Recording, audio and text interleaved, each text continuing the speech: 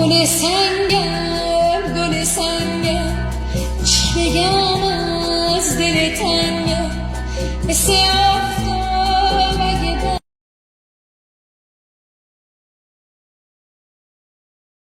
We will free Gaza, we will free Palestine, we will free every little thing. Hey, I'm from Gaza. I'm a Palestinian. Oh my god, darling, what in the world are you doing here? I managed to escape from Gaza for a few days. I have a super important message for everyone. You are so brave. Hold on a second. Guys, I have to stop my speech. We have a beautiful, brave Gaza girl who came to tell her story about how she escaped from the Zionists. Come here. Thank you.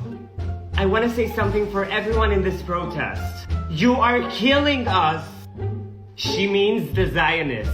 No, the Israelis are helping us get rid of Hamas. And all your protests are making Hamas stronger. Oh, sweetie, you might have not slept well in Gaza. Oh, I slept well. Give me the mic. Hey, security, take this wonderful little girl back to Gaza. No, I swear. Free Gaza from Hamas. We will protect you. We will protect you. And even though we kept having no regrets, it's all that she really wanted.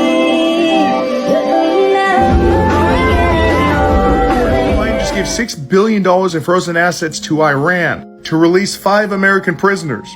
$6 billion in frozen funds. I want you guys to know this because a lot of people are mad about this, including ex-President Trump. He said this: "Can you believe that crooked Joe Biden has given $6 billion to a terrorist regime in Iran? That money can be used for terrorism all over the Middle East, and indeed the world. This incompetent fool is absolutely destroying America. He had the audacity to announce this terrible deal today, September 11th. To pay for hostages will lead to kidnapping, ransom, and blackmail Americans across the globe. I freed many dozens for various unfriendly countries and never paid a dime." Here's the thing. We just paid $6 billion for 5 people. That means that each one of those people is worth more than $1.1 billion. Have we ever paid that much for any person ever of all time? No. Did we give one of our enemies, Iran, $6 billion? Kind of. We freed their money. It was locked up, it was there, and now we freed it. Does Iran hate America? Yes. A lot of the Middle East does. Why? Because we funnel a ton of money into Israel and Iraq and Afghanistan. Actually, we're involved in a lot of miniature wars all throughout the Middle East and Africa. And with all that in consideration, that's why ex-President Donald Trump and the rest of his fan base are angry about this. But what do you think? Do you think those 5 people were worth more than $1 billion per person?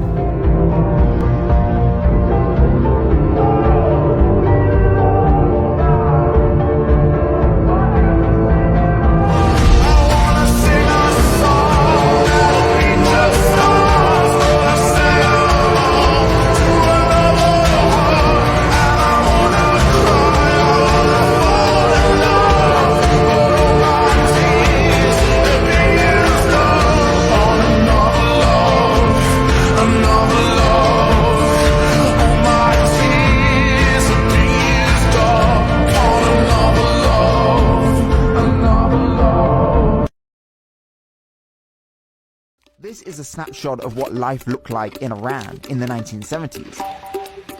Compare it to pictures of California from this era, and they look noticeably similar. And this is Iran today. Despite its seeming wealth, prosperity, and progressiveness, not all was well in the decades before 1979. There were geopolitical forces at work, some at play for decades, and some even going back centuries. So what happened in the time period between this and this? Just waking up in the morning, gotta thank God. I don't know, but today seems I wanna fight, but my head's been broken one too many times. So I use my voice, I'll be so fucking rude. Course they always win, but I know I'll lose. And I sing that song and the beat just starts. Palestine turn the wall. We don't want no Tuesday. We don't want no Tuesday. We want all of it. We want all of it. We don't want no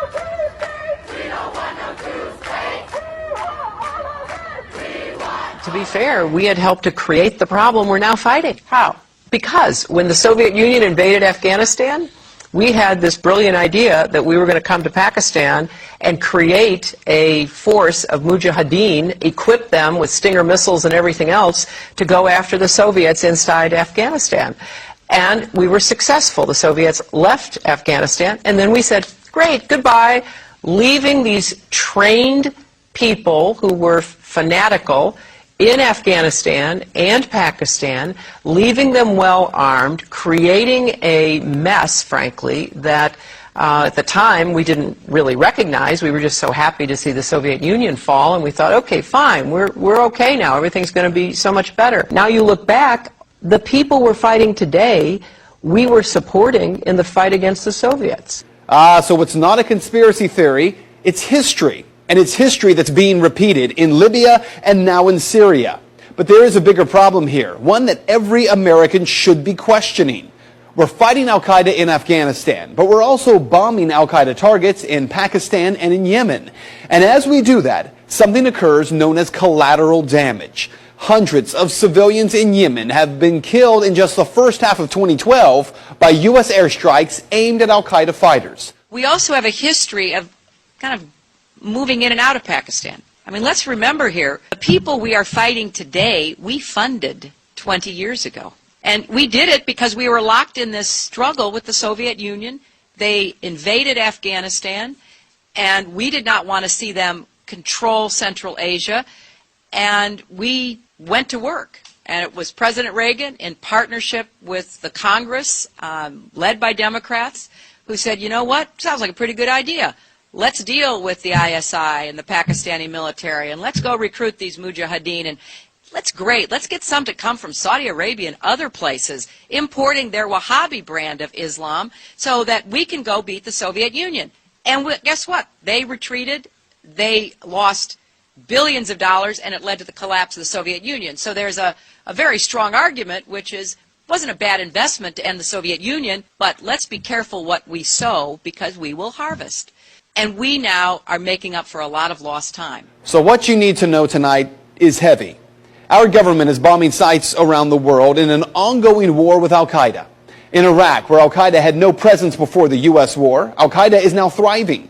The same al-Qaeda, yes, created by the U.S. government in order to harm the Soviets. And today, at least 13,000 civilians in Afghanistan are dead as a result of that war with al-Qaeda. So with all respect to Ms. Fitzgerald from the Irish Times, this is not propaganda. Rather, it is the question that every American should be demanding answers on from Congress and from this president. Why are we giving al-Qaeda fighters money and weapons to overthrow yet another government in the Middle East? Today, our government claims they're freeing the people of Syria.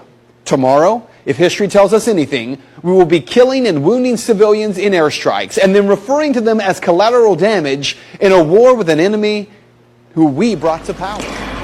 درود و شادباش شاهان را همیشه شاعران به لحن حماسی و ستایشی پرهیبت و هیمنه می پرداختند. پس مناسبتر می نماید که شعر شادباش زادروز شاهنشاه آریامهر، سروده نیر سینا و به آواز عقیلی خون و رنگ از حماسه‌ای برتر و تنینی رساتر داشته باشد، زیرا که زادروز شاهنشاه امروز ما در حقیقت از میمنتی مضاعف برخوردار است، یعنی تولد دوباره ایران را اعلام می‌دهد. Palestinian people support Hamas. I think it's mixed. I think I see why they would. Whenever you create environments where people see no alternative route, where people feel that politicians are never going to look out for them, when people feel that diplomacy is never going to work, the next thing people are going to go towards are either give up or find any way to resist. In their minds, what is the only entity that's going to be resisting? It's going to be Hamas. Yes, Hamas is a terrorist group because when we see it from the outside in, 100% they're killing civilians. That's inexcusable. When you look at it from the perspective of what else do these guys see as an option? That's the thing. Why is it that the Taliban grew in popularity in Afghanistan as soon as America invaded? It's because you have the Americans going in and bombing people, and due to collateral damage, people will see, oh, my brother's dead, my family's dead, I did nothing to protect them. What am I going to do? I'm going to fight against these people who killed them. Who's fighting against them? I don't care what their morals are. I don't care what their ethics are, but I'm going to fight with whoever killed my family. Right.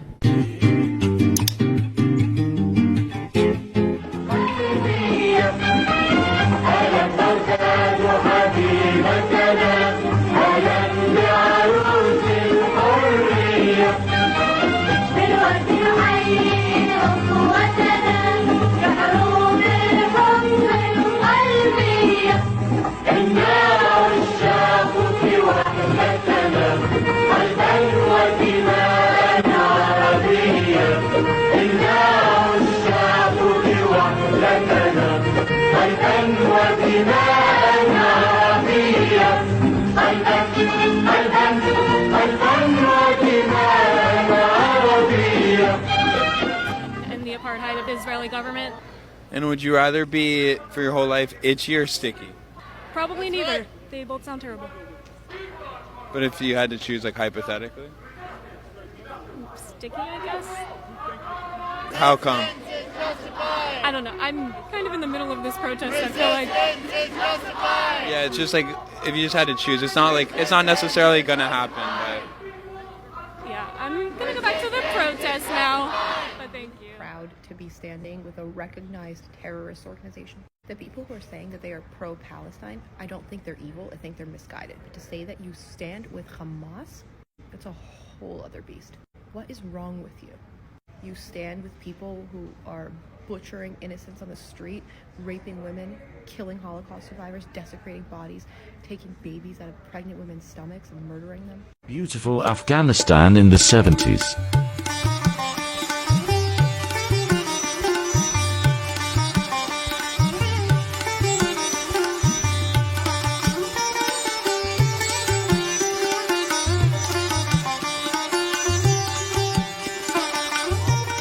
In the 1970s was a very progressive city. Like, women walked around in miniskirts, there were discotheques, there were hippies bouncing around the plains of northern Afghanistan smoking. Like, it was, I mean, you still had the rural issues, but it was a pretty progressive society. And it was the Soviet occupation that set all that going backwards. People think that Afghanistan has been like this backward land, and in some ways it is very status, but it was pretty darn progressive in the 70s. Amen. Amen. Amen. Take me to church, I worship like a dog at the shrine of your light. I'll tell you my sins and you can sharpen your knife. Offer me that deathless death of good God. Let me give you my life. Take me to church, I worship like a dog at the shrine of your light. I'll tell you my sins and you can sharpen your knife. Offer me that deathless death of good God. Let me give you my life. Take me to church, I worship like a dog at the shrine of your light. I'll tell you my sins and you can sharpen your knife. Offer me that deathless death of good God. Let me give you my life. Take me to church. All these people are protesting are definitely from Manhattan, without a doubt. Y'all definitely from the Upper East Side, where you never had to lift a finger because mommy and daddy got you. They don't want you to, hurt your little precious fingers typing on the register or flipping burgers. How the fuck does protesting at bridges and blocking off traffic to Americans help Palestine? Where does that make sense? Is the Williamsburg Bridge and the Holland Tunnel, is that going to Palestine? Is that going to, am I missing something? Americans driving over to Palestine doing stuff and that's why y'all blocking it off? Y'all really dead do not think. But you know what I don't see? I don't see none of y'all taking your little $2,000 phone and your little Gucci purse and your Versace shoes and going to Palestine and actually protesting and making a change. Oh, you wouldn't go there because you're probably, right? Scared. So what the fuck does protesting here do? Protesting here doesn't do anything. I don't know who taught y'all or what the fuck are you... But I'm telling y'all right now, bro, I really don't feel bad for these people when things happen. I'm sorry, like, God forgive me, but I don't, because it's like, yo, it's straight up stupidity. That's why I carry a shh and a zzz on me. Try that shit with me, please. Try that shit. Touch my car, touch me, or block where I have to fucking go. People got kids to pick up, go to work, run errands, whatever it is. We got places to go. And if you get in our... Get in my way, that's all I'm gonna say. Get in my fucking way. I'm gonna be on the news. And I'm gonna So why was it important for you to come to the protest today? I came with Queers for Palestine. I'm a trans, non-binary person. I believe we're not free until everyone's free. Queer liberation, queer people live in Palestine. There's pinkwashing going on and people are trying to tell queer people that they can't be part of what's going on in Palestine, and I just want to be here for queer Palestinians and for every Palestinians, because what's happening is Be a disgusting. progressive liberal who cares for the lives of gays and trans people and support Hamas. Can you please remind me? Ball so hard, this shit crazy. Y'all don't know that don't shit phase me. The Nets could go 0 for 82. And I look at you like this shit gravy. Ball so hard, this shit weird. We ain't even posed to be here. Ball so hard, but since we here, it's only right that we'd be fair.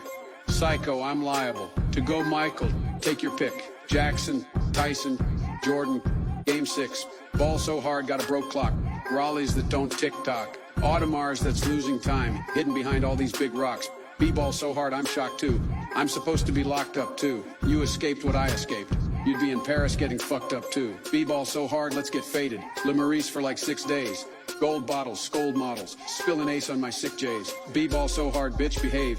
Just might let you meet Ye. Chi-Town's D-Rose. I'm moving the Nets, BK. Ball so hard, motherfuckers wanna find me. That shit cray.